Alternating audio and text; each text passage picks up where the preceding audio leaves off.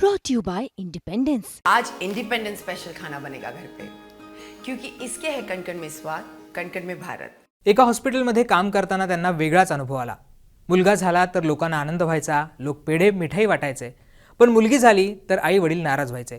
अनेकदा मुलीला सोडून देखील आई वडील निघून जायचे. या सगळ्या गोष्टी पाहून त्यांना खूप वाईट वाटायचं. हे सगळं पाहिल्यानंतर त्यांनी हे सगळं बदलण्याचं मनोमनी ठरवलं आणि त्या बनल्या IPS अधिकारी. मी बोलतोय बदलापूर घटनेचा तपास करणाऱ्या SITच्या प्रमुख आरती सिंग यांच्याबाबत. बदलापूर घटनेनंतर सरकारने या प्रकरणाचा तपास करण्यासाठी SIT नेमली आहे. या SITच्या प्रमुख या आरती सिंग आहेत.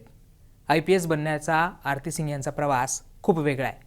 त्यामुळे बदलापूर घटनेचा तपास करणाऱ्या आरती सिंग नेमक्या कोण आहेत, त्यांचा कसा इतिहास राहिला आहे, हे सगळं पुढच्या काही मिनिटांमध्ये जाणून घेऊयात.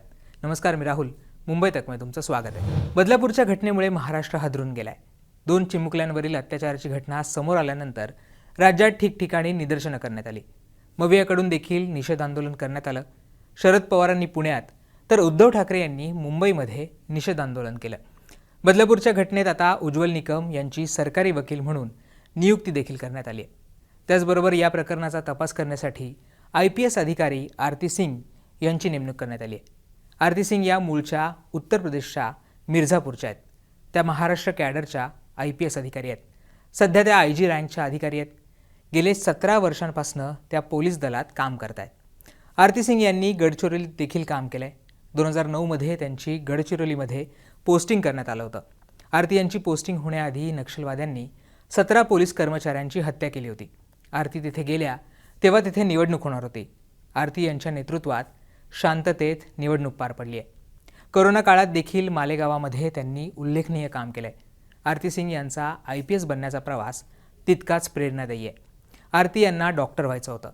त्यासाठी त्यांनी BSUमध्ये MBBSचा शिक्षण घेण्याचा निर्णय घेतला. गायनेकॉलॉजी डिपार्टमेंटमध्ये डॉक्टर म्हणून काम करत असताना त्यांना एक वेगळाच अनुभव आला. मुलगा जन्माला आला तर आईवडिलांना आनंद व्हायचा. आईवडील पेढे वाटायचे, मिठाई वाटायचे. पण मुलगी जन्माला आली तर ते नाराज व्हायचे. त्यामुळे हा विचार बदलणं गरजेचं असल्याचं त्यांना वाटलं. डॉक्टर बनून लोकांचे विचार बदलणं शक्य होणार नाही असं त्यांना जाणवलं.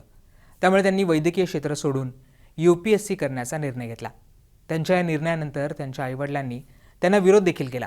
पण हा विरोध झुगारून त्यांनी UPSCची तयारी सुरू केली आणि त्या पास देखील झाल्या. 2006 साली आरती सिंग या महाराष्ट्र कॅडरच्या IPS अधिकारी झाल्या. आरती सिंग या आव्हानात्मक परिस्थिती हाताळण्यात तरबेज आहेत आणि त्यामुळेच बदलापूरसारखी संवेदनशील घटना हाताळण्याची जबाबदारी आरती यांच्यावर देण्यात आली आहे.